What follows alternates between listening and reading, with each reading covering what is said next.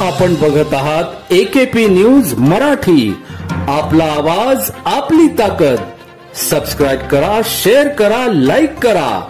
AKP news Marathi. Nashik जिल्ह्यातील पिंपळगाव बसवंत येथील आगरनाळा ओहोळ येथील पानसरे वस्तीवरील ट्रान्सफॉर्मरचा शॉक लागून मोर व बिबट्याचा मृत्यू झाल्याची घटना आज 21 जुलै रोजी घडली।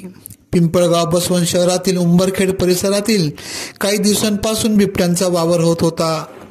सदरचा बिबट्या पहाटेच्या सुमारास मोराच्या मागे लागला।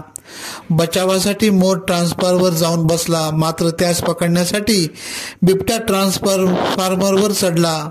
ट्रान्सफॉर्मरचा बिबट्याच्या शेपटीला धक्का लागून व शॉक लागल्याने बिबट्याचा जागेवरच मृत्यू झाला, तसेच मोर पण त्यात मृत्यू झाला आहे।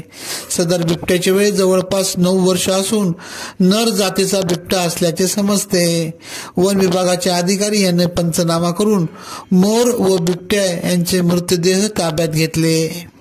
एकेपी न्यूज साठी ब्युरो चीफ अनवर खान पठाण, नाशिक।